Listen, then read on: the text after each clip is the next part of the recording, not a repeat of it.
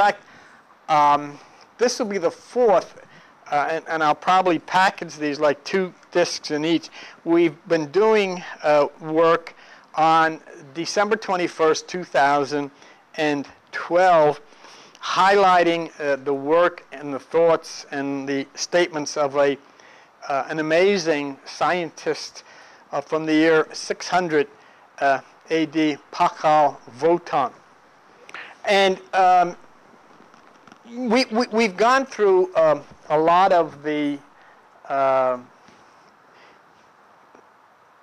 whys and wherefores as to what it's all about.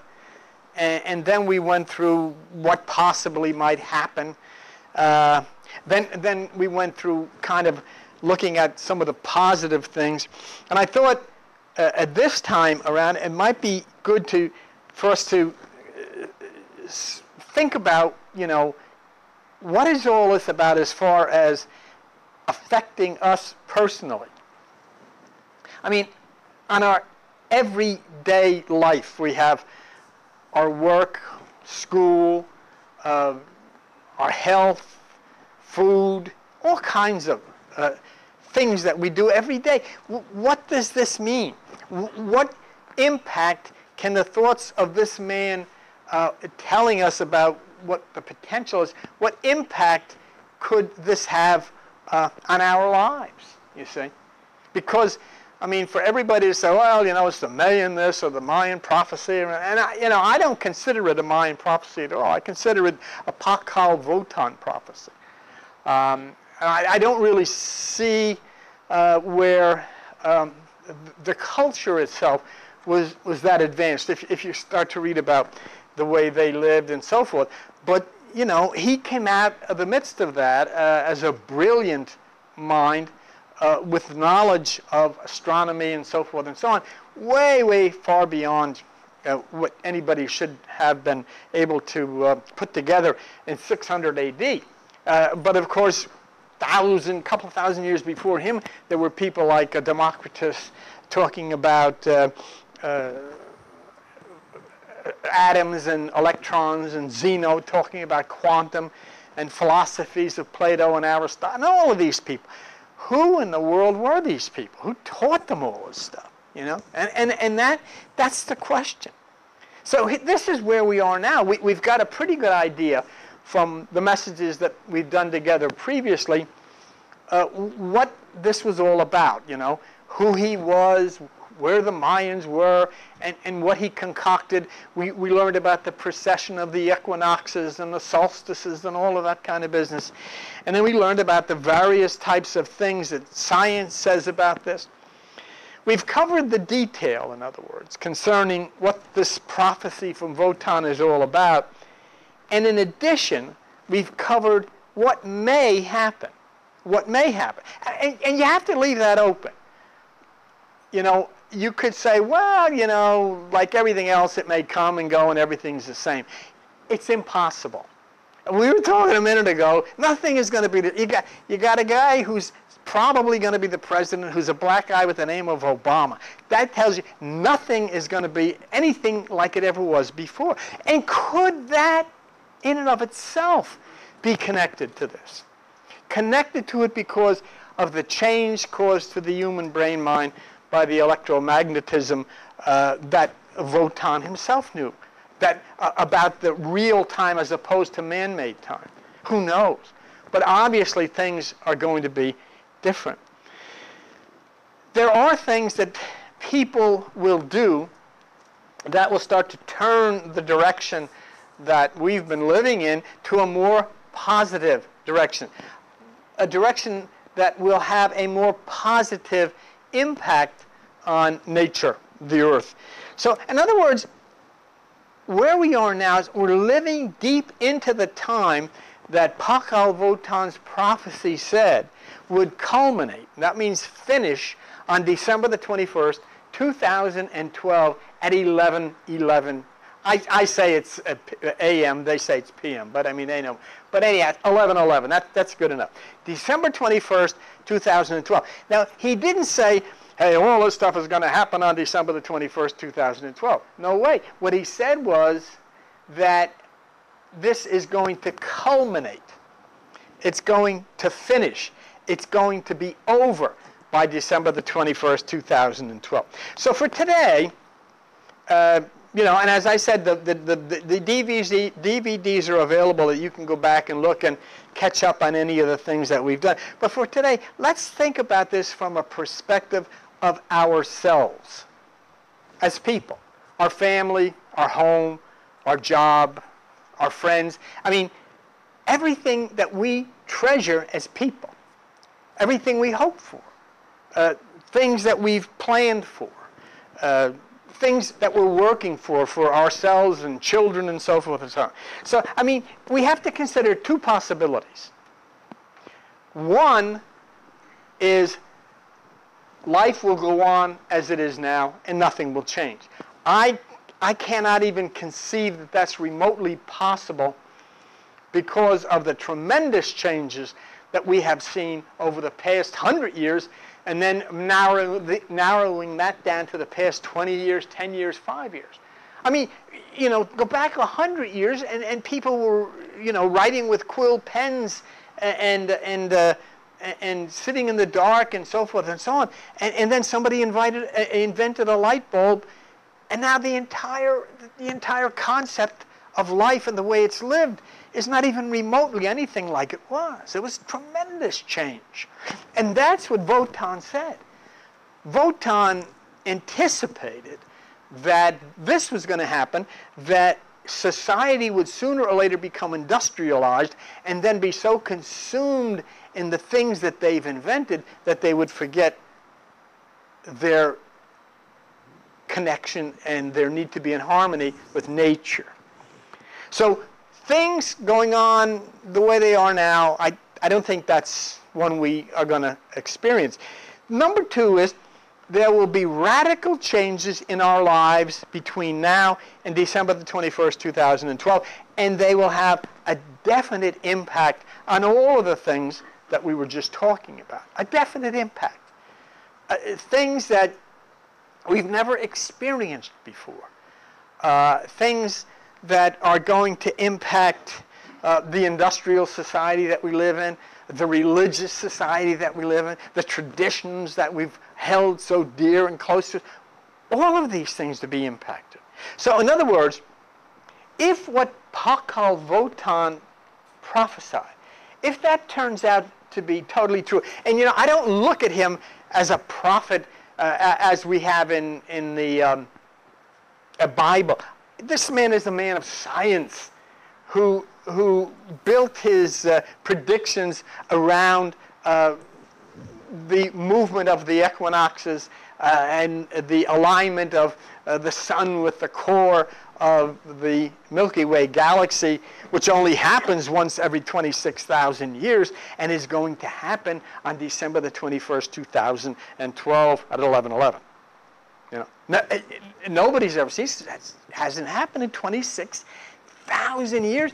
And after December 21st, 2012, it won't happen again for another 26,000 years. So that's pretty awesome, you know.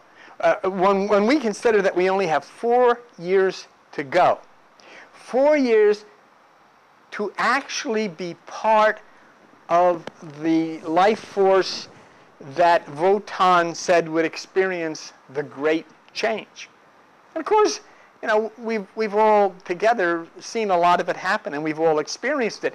The difference is we've never connected it with him. We've never connected it with what somebody else said.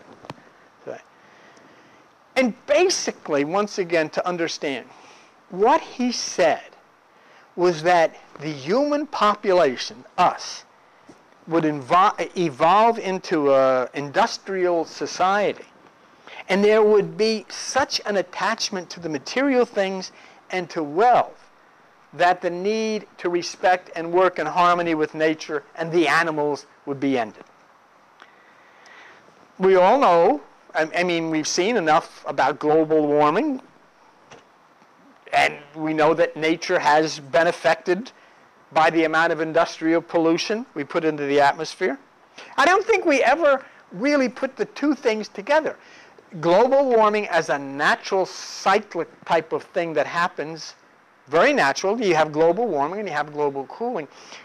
But I don't think we ever thought, what happens if you take the natural global warming and you attach industrial pollution to it at the tremendous amount that's going not only from here, but now China and India and all that kind of stuff. Something happens. So you throw things off kilter.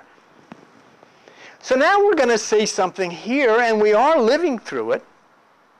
We're seeing something that no one has ever seen before, as far as the 26,000-year procession, which will culminate on 2012, and you're only 4 years from it.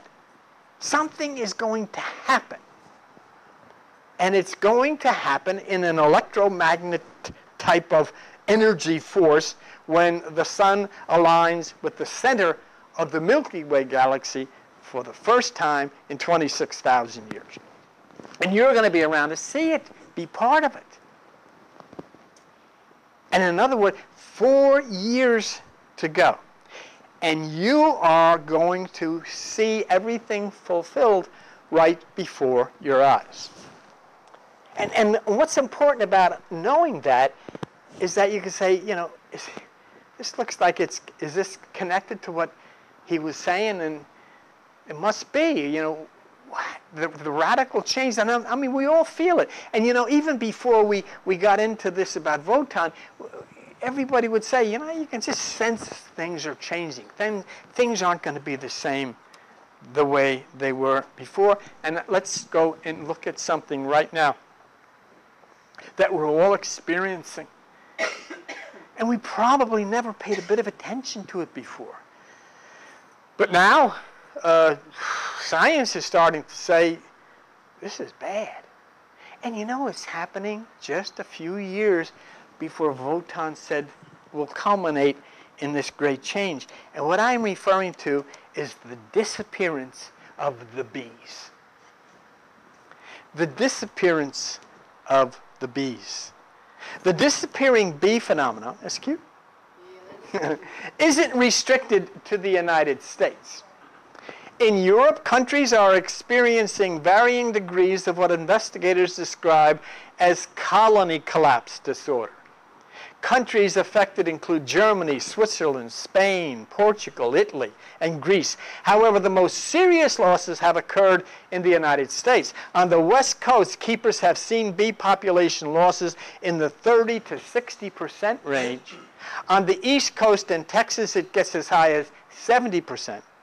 These are catastrophic drops for an industry that considers around a 20% population decline to be an off-season norm. Now, you see, we just looked at Wotan. We said, what he said was, you're going to get in trouble because you're going to start getting to a point where you're not going to pay any attention to nature. In fact, you're probably going to be abusing nature, and it is going to have to defend itself. And so there's going to be changes. I mean, I'll be the first one to tell you the only thing that I ever did if I saw a bee was swat it away.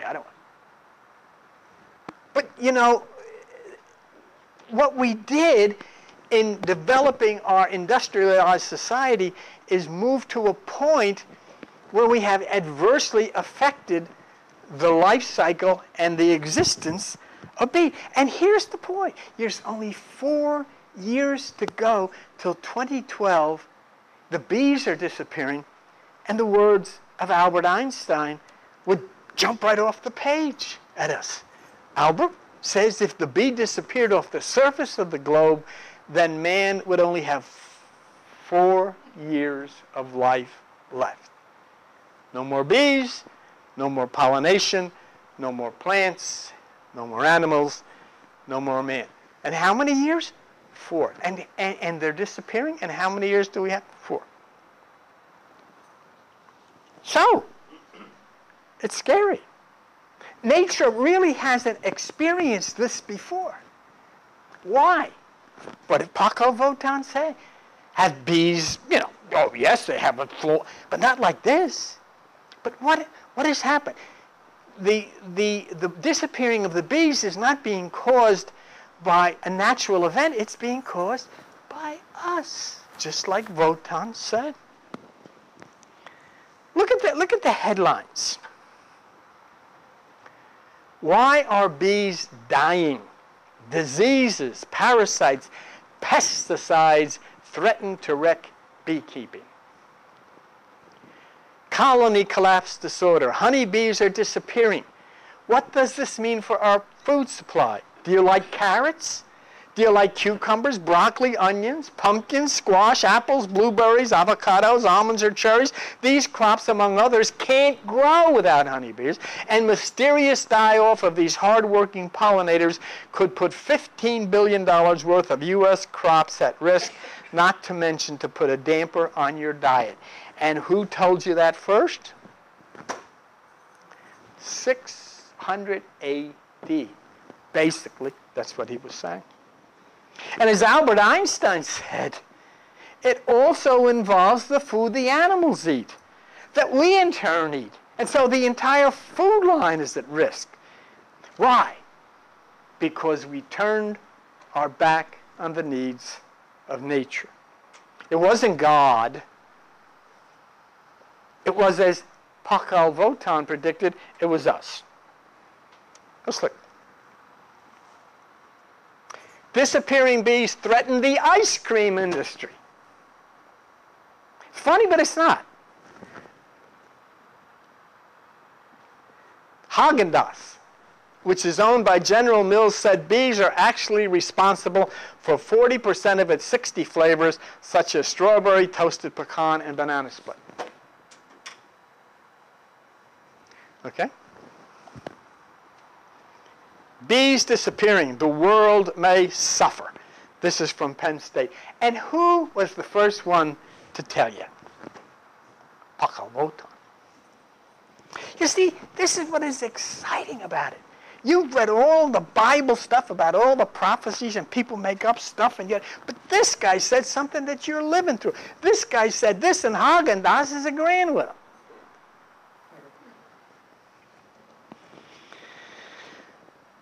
So it's not something that we can take lightly. Your life, your friends, your family, and human existence depends on it. The world's food supply depends on it. And the reason I placed Pakal Wotan's picture on the slides is because there is another voice today. And don't look and say, oh, well, he's a politician. I'm not interested in that. I'm not interested in what you think or who he was. I'm interested in what he's saying and what did Pakal Wotan say. Pakal Wotan knew that humanity would become disconnected from the laws of the natural world and would fall ignorant of our sacred interdependence with nature. He foretold of our accelerated technological society and the resulting damage of our collective divergence from natural law in exchange for materialistic values. And who else has said the same thing? In fact, the doggone guy looks a little bit like him, doesn't he? And who knows? Who knows? He very well may be him. Oh, and if you think, oh, well, that's right, that stuff's... Wait a minute. Remember Moses? Moses in the Bible was taken to the mountaintop, saw the promised land. God said, I'm not going to let you get in, and the next day he was dead. Martin Luther King strode to the pulpit and said, I've been to the mountaintop, I've seen the promised land, I ain't going to go in there with you, and the next day he was dead. Who was he? Who was he?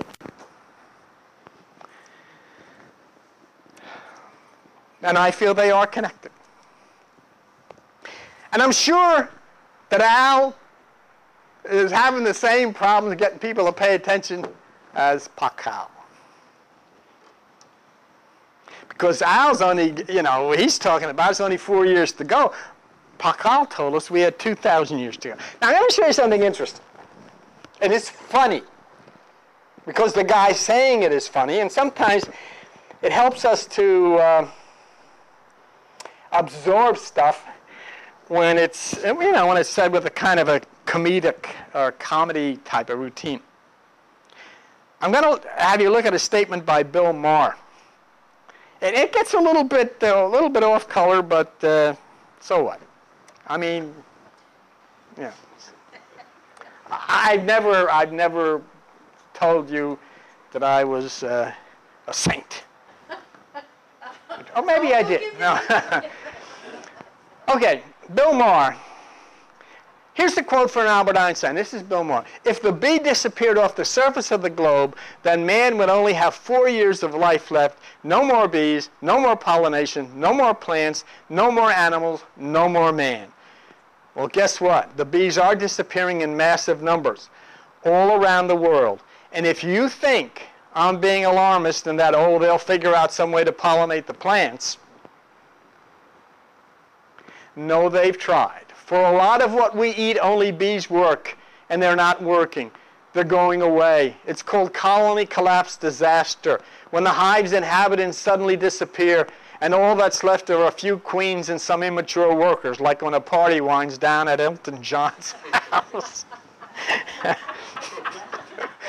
Also, if your stinger stays up more than 48 hours, call your doctor. On to the next one. But I think we're the ones suffering from colony collapse disorder, because although nobody really knows for sure what's killing the bees, it's not Al-Qaeda. And it's not God doing some of his Old Testament shtick. And it's not Winnie the Pooh. It's us.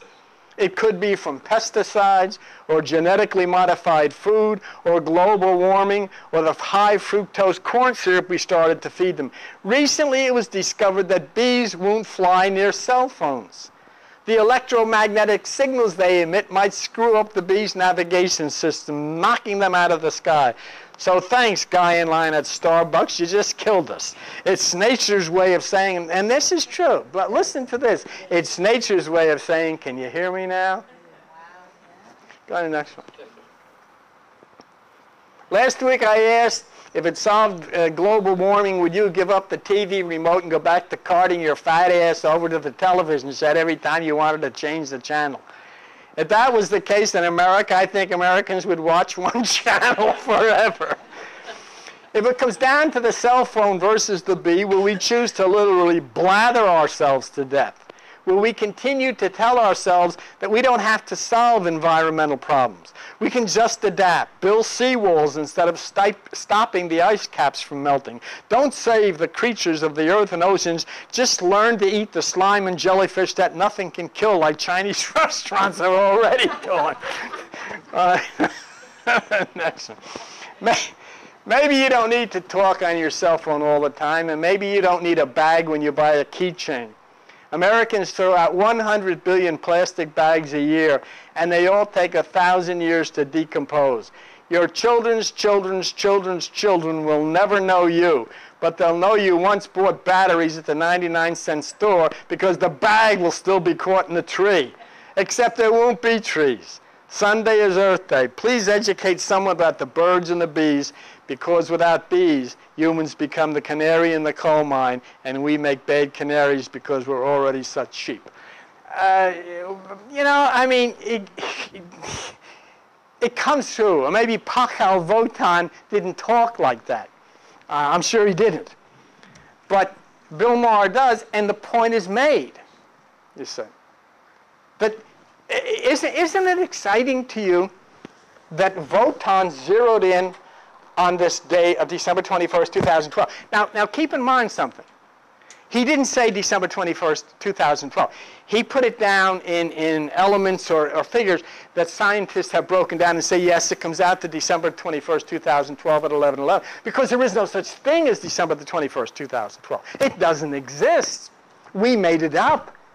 See, we made it up so we could try to figure out where we're going or where we've been or what time we're supposed to be there. But I mean, there is no such thing like that in the universe.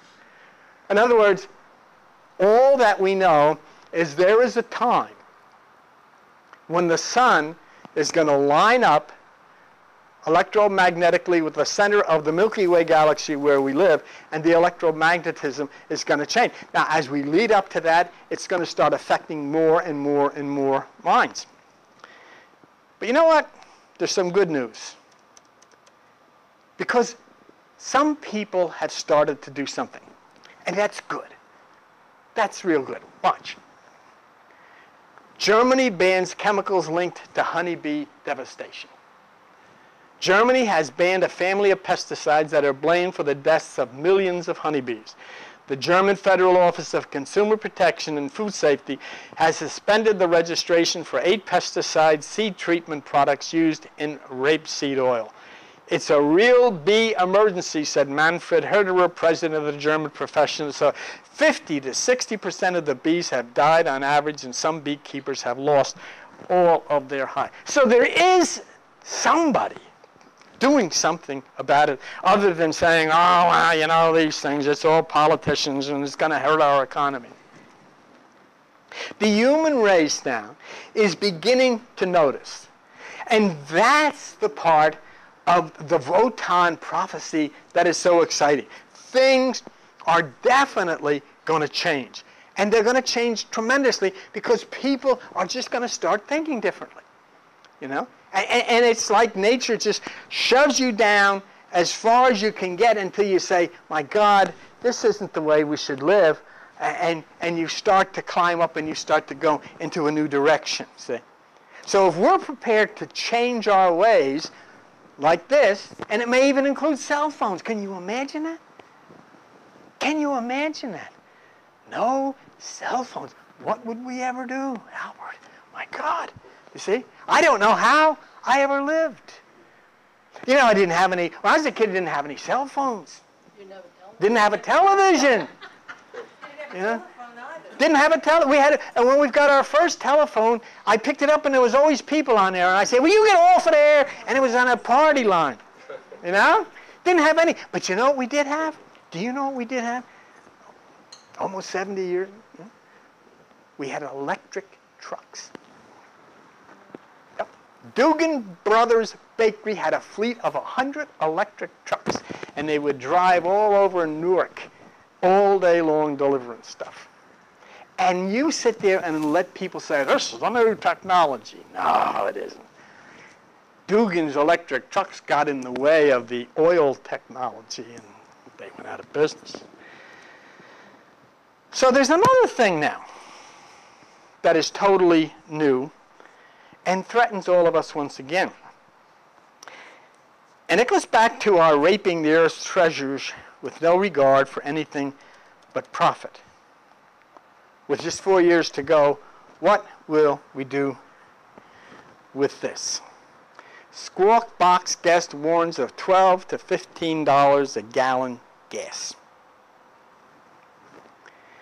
It may be the mother of all doom and gloom gas price predictions. $12 for a gallon of gas is inevitable. Robert Hurst, Management Information Services Senior Energy Advisor, gave a dire warning about the potential future of gas prices on CSNBC's May 20th Squawk Box. He told host Becky Quick there was no single thing that would solve the problem due to the enormity of it.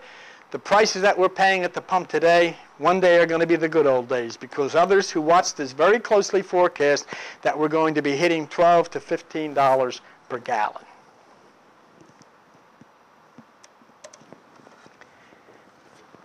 Next one.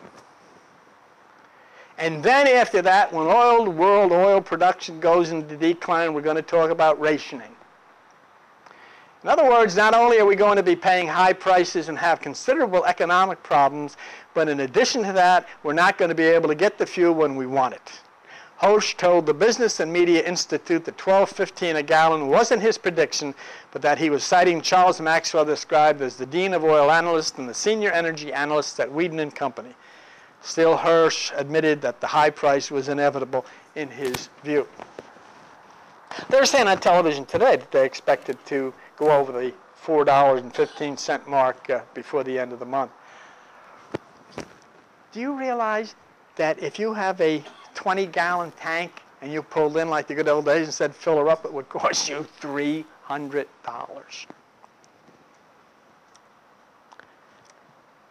Pakhal Votan said a great change would culminate in 2012. And the amazing thing is, something like this may happen regardless of what we do. You know, and do you know what? Once again, it's us. We pick our friends and we kill people and we bomb people and we attack people. And what I'm saying is this. Do you know what the highest price that they pay for gas in any Muslim country in the world is? 75 cents a gallon. Do you know in Iran gas is 36 cents a gallon? In Saudi Arabia it's 42 cents a gallon. And in Venezuela it's 12 cents a gallon. Does that sound like they're having trouble, getting enough of it? But we don't like them. Nobody wants to sit down and talk with them. And now they're talking about possibly bombing Iran. You want to see it go to $30 a gallon? But is this going to change our habits? There won't be any driving habits. You know what will happen? The United States will then become like China used to be. We'll all be riding bicycles up and down Route 9 with a basket on the front of it. I'll have to get a little one on the side to carry her. But you know what? And what happens then? Nature had her way, didn't she? No more cars, no more SUVs, no more of that stuff. Now you have bicycles, no pollution. Go ahead, go to the ShopRite. And here you go. You see? Because, what's so amazing to me is that his prediction was so right on. When you become so obsessed with the material things that you totally forget about nature, you'll get to a point where it'll finally just rip itself apart. And there's nothing you can do about it. If they charge $15 a gallon, where are you going tomorrow? People, and the amazing thing to me, people file in and out of church and they say the same old stories and the same old exercises, and they're raising their hands and they're wetting their heads and they're singing their songs and they're chasing demons out the door, but they forget to take care of God's house. And excuse my language, God is pissed.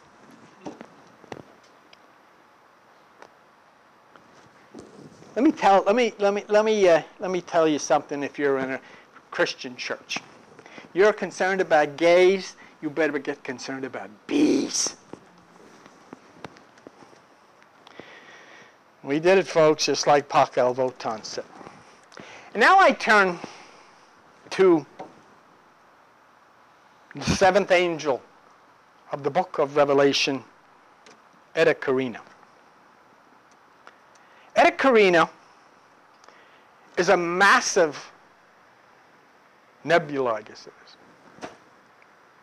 And it is shielding with its wings the brightest light in the universe. If it closed its wings and the cloud went away, no man could look upon it and live. And I have proposed to you years ago that this Eta Carina is the seventh angel of the book of Revelation. And I think now that we are only 4 years away, we should look at it, because Eta Carina is there. So let's look and see what the Bible says about the seventh angel, and then that's Eta Carina, incidentally. You can see its wings and so forth.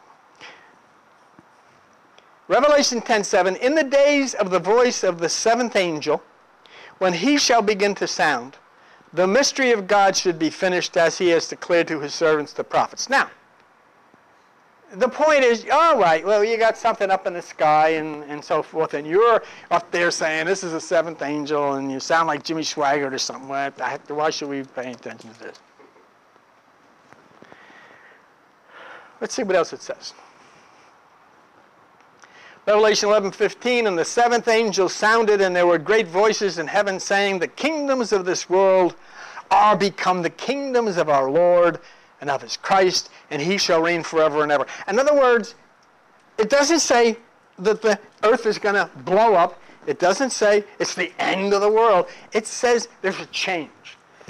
When it says kingdoms of this world, it means the left hemisphere of the brain. When it says kingdoms of our Lord, it means the right hemisphere of the brain. In other words, the change starts as it moves to a more, what you would call, or what you have called, spiritual state, a higher state, see? And that, in fact, is connected to the seventh angel. Now, I'm saying Eta Carina is the seventh angel of the book of Revelation, and Eta Carina then gives off electromagnetism of a type that is just energy beyond our ability to think. Now, let's look at another scripture. And the seventh angel poured out his vial into the air, and there came a great voice out of the temple of heaven from the throne saying, it is done. And that's what Paco Votan said. December 21st, 2012 at 11:11. It is done. It is finished. The change, the great change, is finished. Now, I proposed to you that Eta Carina is the seventh angel of the book of Revelation. The things that are said in the scripture as coming down upon the earth, described as poured out by a vial, would actually be electromagnetism that would pour down in laser form from Eta Carina and change the things on the earth and change the electrical human brain, the computer that we all walk around with. And let me show you why this has become a vital part of your life, especially with only 4 years to go until 2012. And what you're about to see comes from MSNBC News. And as you read it, keep in mind that the biblical book of Revelation, in the book of Revelation, the seventh angel heralds and is responsible for the great change that Votan predicted. MSNBC scientists identify brightest supernova 2006 GY. Telescopes spot distant phenomena that may be repeated closer to home. Now please note, this explosion of supernova 2006, we're currently following supernova 1987, which scientists initially expected to blow in 2005. Okay? Washington. Scientists say they have detected the brightest stellar explosion ever recorded, a new breed of supernova that may well be repeated sooner than they previously thought. Okay? The violent explosion was observed by ground-based telescopes as well as NASA's orbiting Chandra X-ray Observatory in a galaxy far away from our own Milky Way. But the observations hint that an erupting star in our own galaxy called Eta Carina could be close to the same kind of blast, astronomers say in a paper to be published in the Astrophysical Journal. What's it say? Something called Eta Carina could be close to the same kind of blast. How many years do we have to go? Let's see. But the findings also raise the possibility that Eta Carina, the most massive and energetic star observed in our own galaxy, could blow up in the same way. Smith and his colleagues noted that Eta Carina is roughly the same size as the star behind supernova 2006 and at roughly the same stage of its life. Eta Carina, like the star that exploded in a distant galaxy, appears to be shedding huge clouds of hydrogen gas in preparation for a blow-up, the astronomers said.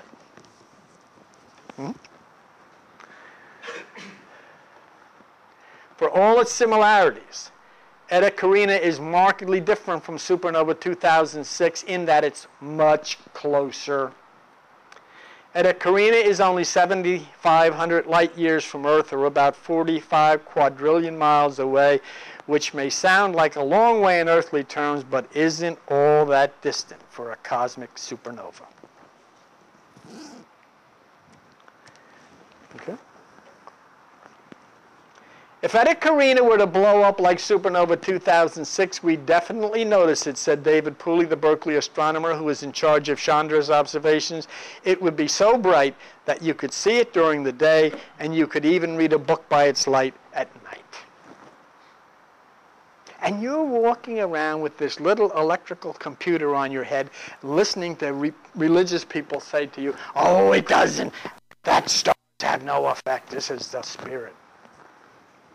Kick them out. Now, Eta Carina, as the seventh angel of the book of Revelation. Now, where do I get off at saying that? That's the critical part. Okay. Eta Carina has a traditional angelic appearance. You see the wings here. It has a traditional angelic appearance. Now, traditional angelic appearance means that it comes out of Greek mythology, where, you know, the seventh angel and all that stuff was written in the book of Revelation. Okay, so it looks like an angel, okay? That's one. Here's two. Eta, uppercase, lowercase, Greek, is the seventh letter of the Greek alphabet. So I have an angel, I got seventh angel. Okay? Not bad? Not bad. Now remember, we're dealing with mythology here. Greek mythology. And remember, Greek mythology speaks in dramatic terms about things that are really astronomical and anatomical, you know, about you and your mind and the universe. So we have something that looks like a traditional mythical picture of an angel. It has the title Eta, which is the seventh letter in the Greek alphabet. So let's go to the Bible and see what it says and connects the seventh angel to. Revelation 5. And one of the elders said to me, the Lion of the tribe of Judah, the root of David, has prevailed to open the book and to loose the seven seals. The root of David is the son of David. So we have the seventh angel connected to the son of David. Okay. The Chandra image contains some puzzles for existing ideas of how a star can produce such hot and intense X-rays, agreed Professor Chris David, son of the University of Minnesota. David's son is principal investigator for the Eta Carina observation by Hubble. Could his name be anything else in the universe? Could it be Schwartz? Could it be Bianchi? Could it be anything? No, it's the son of David. Oh, you think that there's not somebody else that you can't see that's working this thing from backstage? Seventh angel, the son of David. And at least to me, the message is clear. Now, the next thing that happens is after the seventh seal is opened and all of this wonderful stuff happens, a white horse appears in the sky. This is it. The white horse that appears in the sky in Greek mythology is Pegasus. Pegasus. Okay? Pegasus' father is Poseidon, who is the god of the sea. Pegasus then is a seahorse whose color is white. He's a white seahorse. Pegasus flies over the mountain of Hippocrene, where the goddess of memory lives with the 9 muses. Goddess of memory, Muse. You go to the museum, and that's where it came from. Museum, Muses, goddess of memory. They get so excited because Pegasus kicks and the waters flow from the fountain that Pegasus becomes connected in a beautiful way to the goddess of memory. So we have a white seahorse, okay? A white seahorse connected to memory. Now, if you feel up here on the top of your shoulders, you have a head. And around here is all hard stuff, okay? Inside of that hard stuff is something called the hippocampus, okay? If you look in Stedman's Medical Dictionary, you will see that that hippocampus in your head is white, okay? If you look up the word hippocampus in a dictionary, a Greek dictionary, what anything, the word hippocampus means seahorse. Okay? So Pegasus is a white seahorse connected to memory, and in your head you have a hippocampus. It's white, which means white seahorse, and guess what it does? It's responsible for memory in your head. In other words, you have Pegasus in your head. When people say you're full of horse, you know what then is now listen, what this then means is that what will happen is not that a white horse is going to come galloping through the clouds. No. It means that your memory to your connection with the higher is going to be restored. You're going to start getting closer and closer and understanding more of nature and its animals and its beauty and the earth and the universe. And you're going to say, that's where I really belong. That's what I really have to be part of, not the material stuff. Okay. And that's what it means. Now, I want to show you something. If you look in the next one, if you look, no, go back. If you look at Edda Karina carefully, you will see, it might be hard for you to see, and if that was a little darker, you'd see it better, but do you know what this is? It's a white seahorse. Now, if it's hard for you to see it, let me put a white seahorse next to it, and then you can maybe figure it. You see? You see?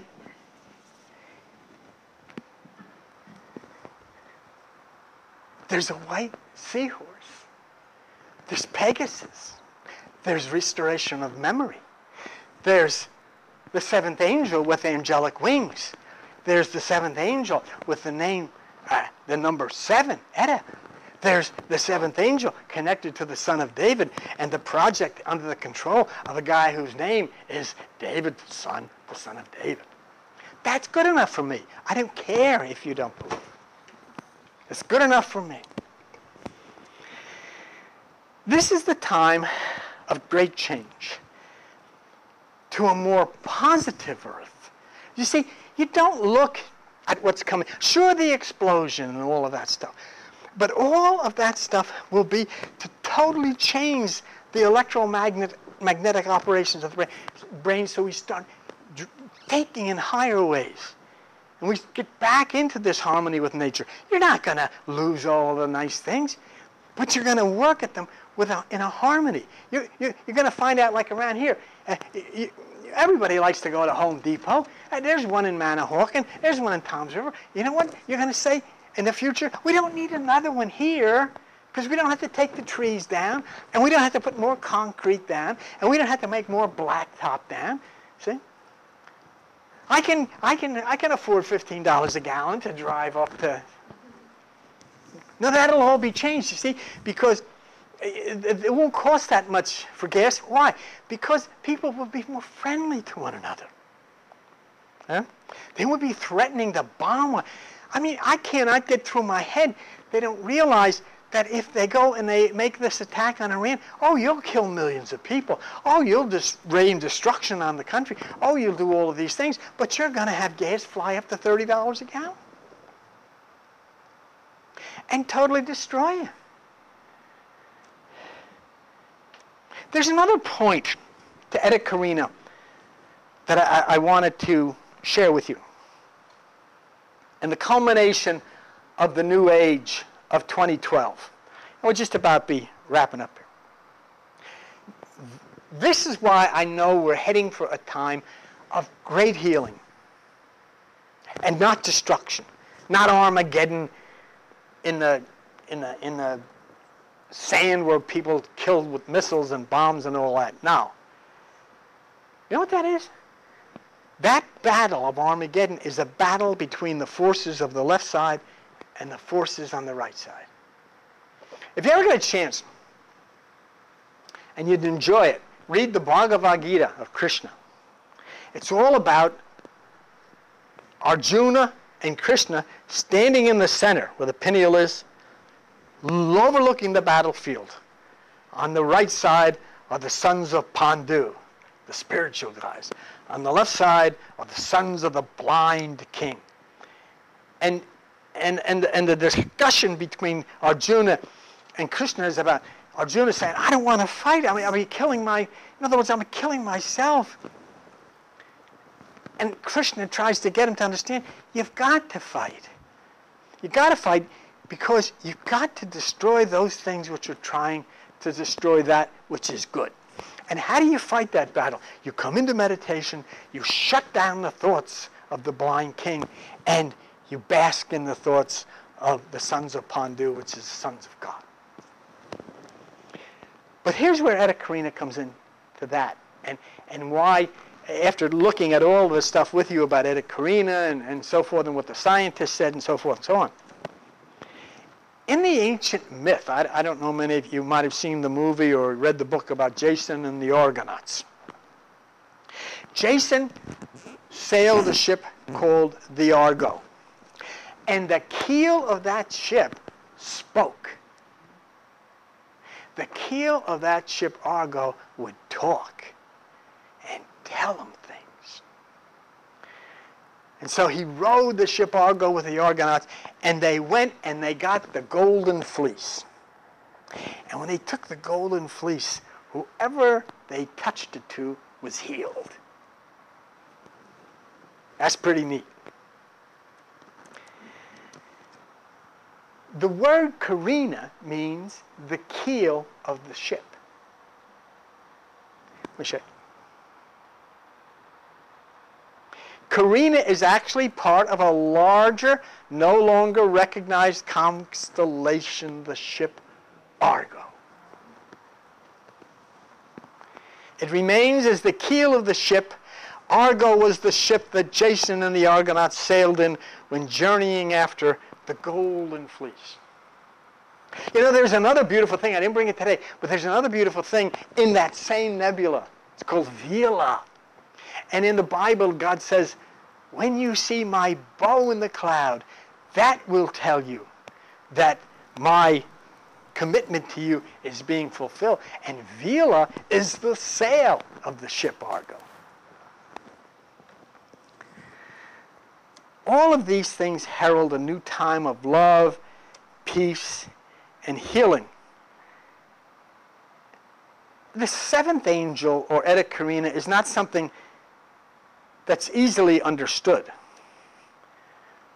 But here's why it stands out as something completely different than anything that's ever been experienced before, and why it is the seventh angel of the book of Revelation. Okay? Occasionally something happens in astronomy that is so bewildering that it makes astronomers nervous. This is weird. He's talking about Etta. We don't understand. There are 6,000 stars in the universe visible to the naked eye. We understand them all with the exception of Etta Carina. There is no explanation for it, says Chris, son of David.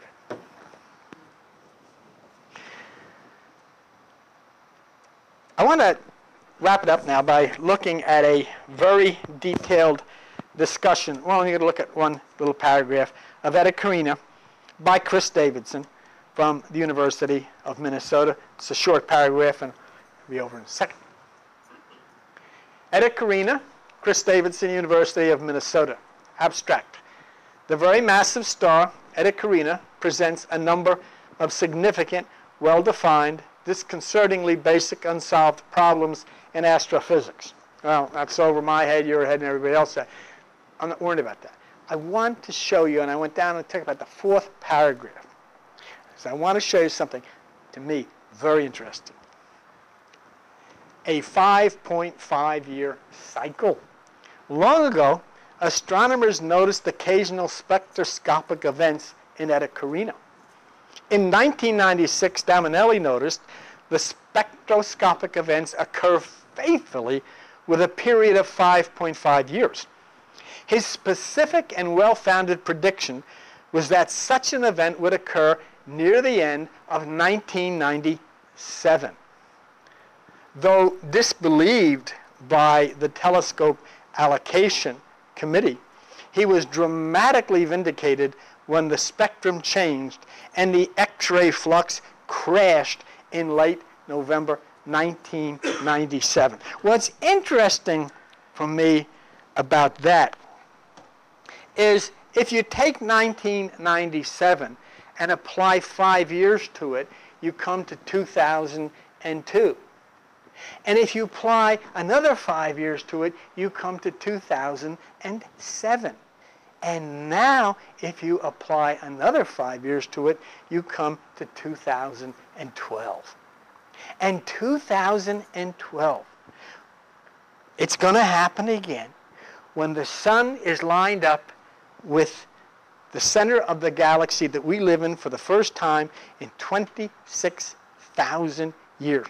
At a time when NASA says in 2012 that the cyclic storms of the sun will be greater than any ever recorded since they've been recording things like. All of these things are going to be happen, and at the same time in 2012 the sun's magnetic poles are going to flip. All of it's going to happen then. In addition, the Eta Carina event is also going to happen in 2012. Now you say, well, I didn't see anything in 2007, but you didn't have all the other things together with that. You know what I'm saying to you? You didn't have the flipping of the pole. You didn't have the lining up of the sun with the center of the galaxy. And you didn't have the energy from the sun, which is going to be the largest it's ever been in over 400 years of record keeping. All of those things are going to happen, and then at the same time, Eta Carina's event's going to change. So all of these things are interesting to look at. But what I want you to take from here, and the most important thing to take from here, is the fact that what we are looking for is not a destruction on Earth, but a destruction of the things that have been and are still trying to destroy the Earth, to destroy nature, to destroy its animals, and to destroy the very minds of you and me that really should be reunited with the great light within us. Okay? And we'll